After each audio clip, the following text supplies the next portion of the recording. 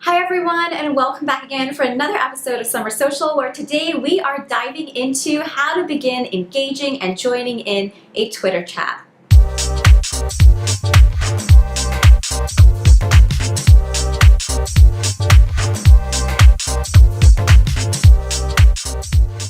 Find and be found. Twitter chats are the ultimate way to get to find people that you want to join your professional learning network, people whose ideas you value, and people who you want to engage with.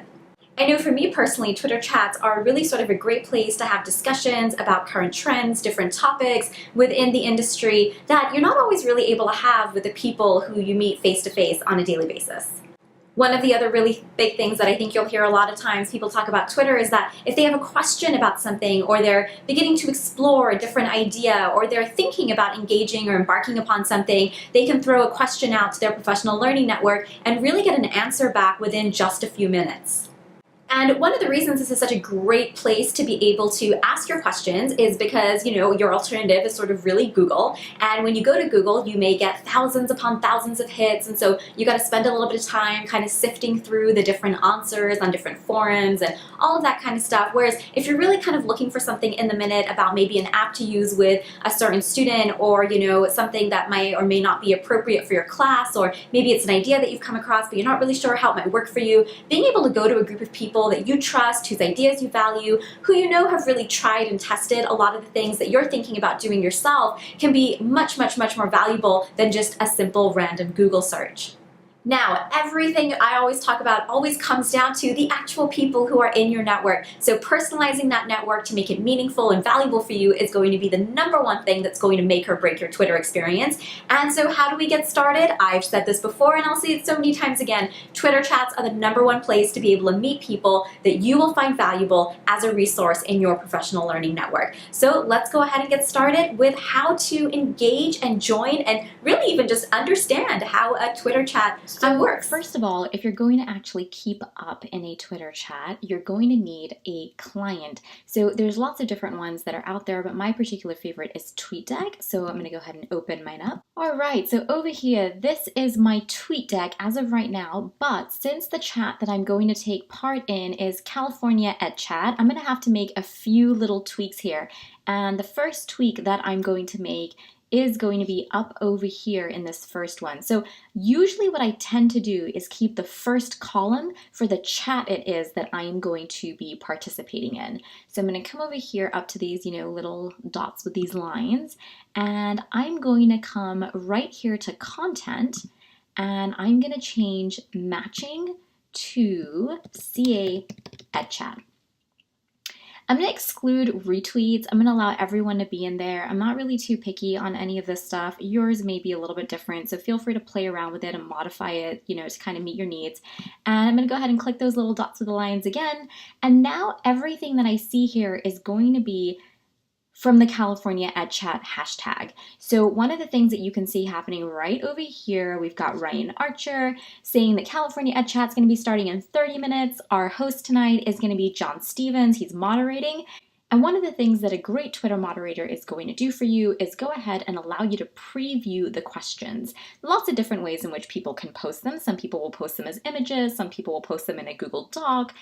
So let's go ahead and take a look at what tonight's questions are all about. I have to say, this is really sort of one of my most favorite chats, and I think just any Twitter chat gets me really, really excited. But this is a group, since I'm local California, this is a group that I've really come to know really well. And honestly, I've come to know a lot of them really well through Twitter. So it was on starting here and participating first of all in California EdChat, and then meeting them at ed camps and different conferences and events, but really fantastic group. All right, so here we are. This is our chat. So here's the topic. Tonight we're exploring student curiosity, going to take place at 8 Pacific, and here's our moderator. So usually what you'll do for the first sort of few minutes in a chat is really kind of have everyone introduce themselves. So usually this is sort of the traditional way to go, your name, your current role, and something interesting you've done this summer. One of the things you'll notice that they'll always remind you is for every single comment that you're posting in the chat, you must add the hashtag. The hashtag is going to be what's going to link everyone's conversations together. And then over here, question 1 is going to be, how do you feed your own curiosity and how do you share that with your students? So, a lot of times Twitter chats are really such a great way to really kind of force you to reflect, okay, how do you feed your own curiosity? How do you share that with students? Maybe it's something that you haven't really thought much about, or maybe it's something that you do and you've got something really great to share. Again, this is a place where you come together to learn, to share, and really get so many different ideas from just some of the best that are out there. All right, next up, compare and contrast curiosity to any of the following. And then, the questions just kind of go on and on from there. And usually there's anywhere between like 6 to 7 questions that take place in a Twitter chat. But you can see probably just by looking at some of these questions that this is such a great way to be able to find people that you're interested in, find people who have great ideas to share, find people who perhaps are teaching something similar to you. This is going to really be where you're going to build your network that's going to get you the most value. Yes, you can go on and you can look at all those lists that people have that are sort of pre-generated. I mean, I created one for you as well to get started, but really what you want to do is personalize this network to be your network as much as possible, not really taking a list from other people. All right, so let's take a look at the interface here just a little bit. Up over here at the top left, we can tap right over here to go ahead and compose a new tweet. So again, very similar to the regular Twitter kind of format. We write our tweet over here. We've got our same 140 characters. Below here, we can add images. Now, this next one is what makes TweetDeck a little bit more unique. Once you become more of an advanced user and you've got this growing network and maybe you don't want to be on all the time posting content, or maybe you've got a blog, or maybe you're even a brand and you want to begin promoting some of your work a little bit more, one of the things that's nice to do is maybe, take aside about maybe like a half hour during the week to go ahead and schedule out your tweets. And this way, you don't always have to jump on in a moment to go ahead and schedule something out. You can really kind of pre-program what it is that you want to share. So if we wanted to schedule a tweet here, we would just tap here to schedule, and then we would just go ahead and set the date and the time that we want it to go out on.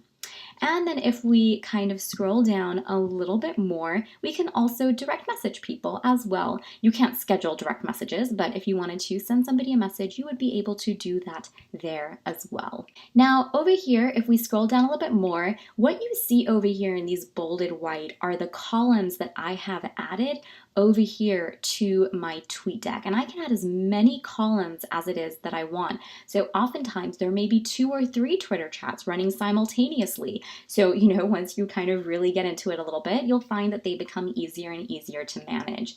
Now, let's say that there's a column here that I didn't really want. So I was in ADE chat a couple weeks ago, but it's not really taking place right now, so I don't really need this here on my deck. So let's say I maybe want to remove a column. So if I come and scroll over a little bit, you can see I've got ADE chat over here. This was happening a couple days ago, but it's not happening right now, and I don't really need it up here. So if I tap up over here again on these blue dots with the blue lines, I can actually come on in here and remove the column, sorry. And then you'll notice as I remove it, watch over on my left-hand side, it's gonna delete from that bolded white column there as well. And let's say I wanted to replace it with something else. So if I can actually come over here and go to add column, and these are all the different types of categories that I can add as my columns in my TweetDeck. So I could go ahead and maybe search what's trending. I can, if I have certain lists, and I'm actually going to talk more about this on Friday, because lists are really kind of, I think, one of the most hidden and just one of the most important parts of having a successful Twitter experience, especially once you start to get an overwhelming number of followers, or actually I think lists are one of the most overlooked parts of Twitter and the overall experience. And I think especially once you start following a lot of people, you may want to start categorizing them as, these are people that I follow for leadership, or these are people that I follow for entertainment. These are people that I follow for education. These are people that I follow for social media updates, and things along those lines. So it's really up to you to decide what it is that you want to add to, again, really kind of personalize the experience for you. All right, so stay tuned. In a few moments, we are going to get started with California Ad Chat, and I thought what better way to show you a Twitter chat than to actually dive right into one live.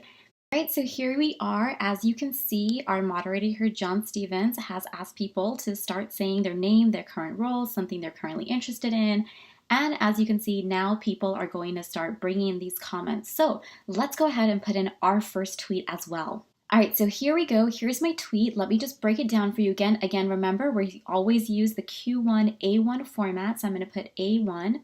All right, so here we go. Here's my first tweet. I'm introducing myself. I'm saying hi to everyone, telling everyone my name, my position, where I'm at. And this is something that I've been doing this summer. As you know, I'm doing the Summer Social Series, so why not share that out? And as always, I'm going to put the hashtag. So here we go. Let's tweet it out. All right, and as we can see, here are other people. They're all coming in. Everyone's starting to introduce themselves. There's my tweet popped up right over there. Got some more people coming in. And like I said, this is really just such a fantastic way to meet people. I mean, the people that you come across in a Twitter chat, honestly, I don't know how you would come across them otherwise and really kind of get to have these kinds of conversations. So really, really, really exciting activity to be involved in. And then here's one of the things that you're going to start to see happening. People are going to respond to you. So to be quite honest, me and John didn't even know each other until we met in a California Ed Chat. And then we got to meet each other finally face to face at a conference.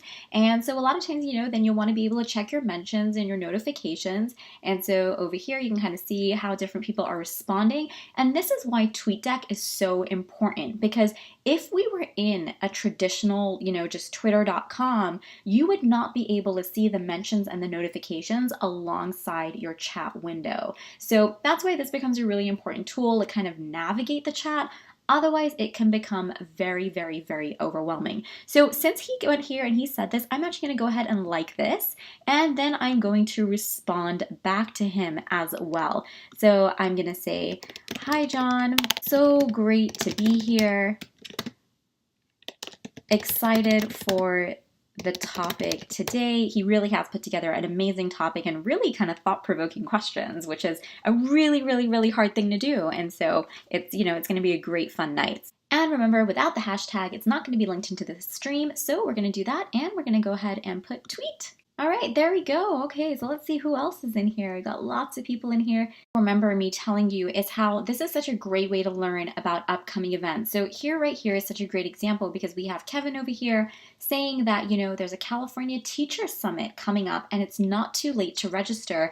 And maybe you've never heard about the California Teacher Summit before and now you're a little bit intrigued. So you can actually jump on, go check out the hashtag or even their Twitter handle right over here and learn more about the event. So if you remember earlier on when I was introducing Twitter, and one of the reasons why I think it's so great is one of the things that I had mentioned was learning about events. So John Stevens over here, again, our moderator, just kind of giving everyone a reminder that, we're going to be using the Q1 A1 format. He is going to be sending out the questions. It's always going to begin with Q1, giving us a heads up that we are about to get started. So let's go ahead and wait for that Q1 to pop up so we can go ahead and give in our response and hear all of the other ideas that are going to begin flowing in. All right, so here it is. Question number 1. How do you feed your own curiosity and how do you share that with your students? Remember, as always, he's got the hashtag. So let's go ahead and share our response. All right, so here it is. Here is my tweet. Again, as you can see, I've put A1 to say that this is the question I'm answering. I've put in my response, how do I feed my own curiosity? If you were listening to Summer Social last week, you know that Snapchat has really been the place where I have just been learning so much from so many different people that I have become curious about so many different things because instead of just staying in my network, sort of my silo, which is people in my profession, it's really kind of forced me to build a more interdisciplinary network. All right, so anyways, like I mentioned before, Snapchat has started being like my very own project-based learning experience. And then I'm telling them, how do you share that experience? Well, I usually share it with my students and my teachers in our Seesaw class. And don't forget, add the hashtag. And I'm even going to add in a link here to where I talk about this in a little bit more detail. So Twitter chats can also be a great place to share the work that you're doing. So, all right, let's go ahead and tweet. All right, and let's actually see what other people have been saying, right? Because that's really where the fun kind of comes in. Ooh, so 4th graders in San Diego spending summer reading and crafting. Oh my God, and her boys have been exploring Europe. Wow, that's one of the most ultimate ways to definitely learn about the world and get creative. All right, so I'm actually gonna go ahead and respond to her because, oh my God, I absolutely agree with her. I think traveling is such a great way to just like spark your curiosity by immersing yourself in cultural experiences and just learning so much about different people. And as always, don't forget the hashtag. All right, let's see what else is going on here. talking about puzzle rooms. God, just so much. Oh my God, I love this as well. Yes, ask questions. Asking questions is key to being able to spark curiosity. Absolutely. Absolutely, books. Yes, hands down. I think reading is still definitely the biggest way in which I learn so much information. Reading is, as DJ Khaled would say, major key. Oh my goodness, Breakout EDU. Yes, yes, yes. So this is so good. I'm actually going to like this, and I'm actually going to give this a retweet, right? Because honestly, if you have not checked out Breakout EDU yet, it is just absolutely phenomenal. What a fantastic way to spark creativity, spark curiosity, teach critical thinking, so many different things all in one box. So if you haven't checked out Breakout EDU, go ahead and check it out. And again, that's such a great example of, how you can get different ideas. Maybe you've never heard of Breakout before. And so Twitter chats really become such a great way to just learn more and more about what everybody is doing and things that they've found and things that have worked, right? Because when people are sharing here, they're not just sharing random things, they're sharing things that they've used, that are tried, that are tested, and that can be really, really beneficial. All right, so here we've got another really great response. How do you spark your curiosity? Books, articles, blogs, conferences, and Twitter, right? Definitely a great way, as you're probably seeing from this chat. So many things that you can actually do and things that you can learn. So this is a really great example right over here, right? So one of the things that Craig shared that sparks curiosity is Breakout EDU. So here you have a teacher who asked him a question, is this appropriate for fourth grade or is it more for older students and adults, right? So again, really quick way to get a question answered. And he replies, yes, even little ones that are younger than fourth grade have actually used Breakout EDU. So again, this is just such a great example of how beneficial Twitter can be. You hear about something, you can ask a question right then and there, whereas before, you would really kind of have to go off on your own and kind of, figure it out and ask Google and maybe, then get lost in all of that. This right over here, again, if you come to my notifications, we have somebody who just followed me as well, again, and I'm going to follow her back. Just such a great way to be able to learn and connect with people that otherwise, like I said, you really would have otherwise never really have met. All right, so I love when moderators do this in a Twitter chat. They'll kind of give you a little heads up. All right, we're going to be wrapping up Q1, moving on to the next question. So he's giving us a little heads up. The word curious or curiosity can be interpreted a number of ways. Put on your thinking caps for question number 2 coming right up. All right, so let's see what question 2 is going to be all about. Here we go. All right, compare and contrast curiosity to any of the following concepts. Fun, engaging, real world, relevant, entertaining, and hashtag see at chat, otherwise none of us would have been able to see it. So, all right, let's go ahead and put in a response for question number 2. All right, and here is my response. So again, just to kind of go over this one more time, I'm going to make sure I put answer 2 so that everybody knows what it is that I'm talking about or what question it is I'm answering. Curiosity helps you stay in tune with the real world. But ultimately, it should help you become a question asker and a problem finder. Yes, if you're curious about something, it will help you, kind of understand the world around you better. But ultimately, your curiosity should be able to take what it is you've learned and create new knowledge and help you take things to a little bit of a different level. And the best way we can do this is by asking questions and really trying to find new problems that is we can explore that just help keep that cycle of curiosity, creativity, learning going. All right, and we can see if we come over here again to the notifications. Remember, this is the one that talked about traveling, and I said, yes, those cultural experiences can be so valuable, and now she's responded back saying that's exactly what she hopes for her boys after they return. So, so, so wonderful. I hope they have a great time. Let's go ahead and give that a like. All right, and let's see what other people are saying. So a lot of times somebody might respond to something, but maybe you don't always remember what it is exactly that you said. So if you go ahead and you just click on the tweet, okay, I remember now. Okay, so curiosity helps you stay in tune in the real world. So he's asking, is this maybe a problem with stagnant teas? They've lost curiosity. Now, that's really interesting. And I have to say, I think that's one of the reasons I really liked Snapchat is because it really pushed me. I think a lot of times when we look at edtech tools, we're always looking at how can this help students? But I think it's important to also ask how can they help us as educators grow as well?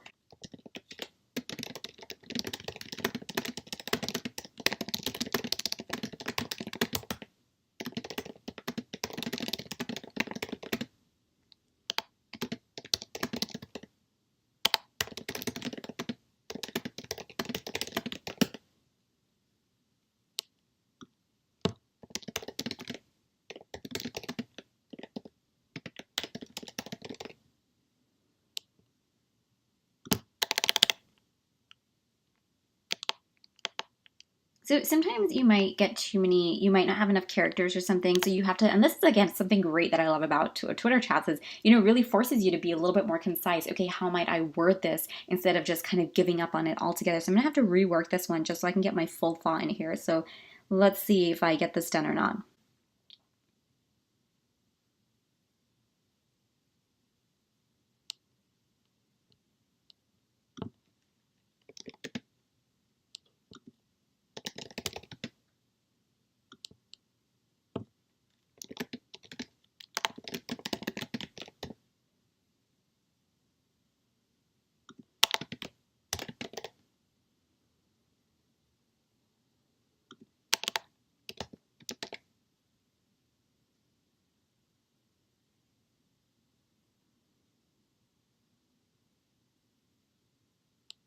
Gotta get 2 more characters in. Aha, here we go. All right, so sometimes it can just kind of take a little bit of playing around, kind of get that critical thinking and creativity of your own going. All right, so I've got it down and now I can't respond back to him. Ooh, so this is interesting. He doesn't think it's lost, but he thinks that it's boxed up due to constraints and not having professional freedom. So I don't know about that. This again comes a great time to kind of have some discussions and conversations. Do we really need professional freedom to be curious? So let's go ahead and ask him and find out.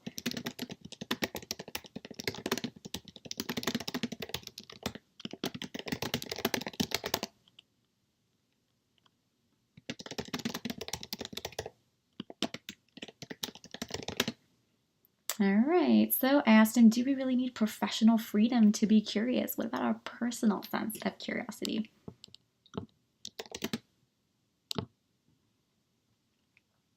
All right, so let's go ahead and get back in on here. And again, and this is, something interesting to kind of recognize that's happening right now. You'll notice I'm not reading every single tweet or every single comment that's coming in. I'm kind of just going with the flow, like somebody's, started a conversation with me and I'm taking some time to go ahead and just engage in that. Just because the Twitter chat is there streaming does not mean you have to go in and read each and every single tweet. Really kind of just take it at your own pace and let it go from there. It might even be that in the very beginning, you're just kind of watching. Maybe you're not even participating, or maybe you're participating with just sort of likes and retweets, and that's absolutely fine. Start wherever it is you're at, wherever it is you're comfortable at. Twitter chats are not going anywhere for a long, long, long time. At least I hope not. So there'll be lots of time for you to kind of build your skills and get involved and be more active when it is that you are ready to join.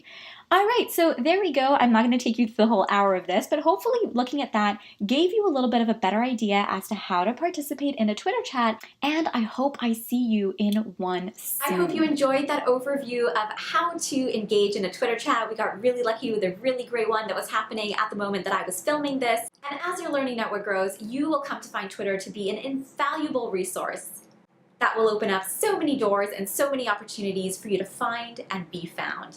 Hope you all had a great time in today's summer social. Look forward to maybe seeing you in some Twitter chats. If you look to my blog post, I've included a large list of Twitter chats that have been curated by others. Feel free to browse them, see which one you like, which ones you enjoy. I've popped in a few of my personal favorites as well, and I hope to see you in one of them soon. Have a great day, everyone. Bye.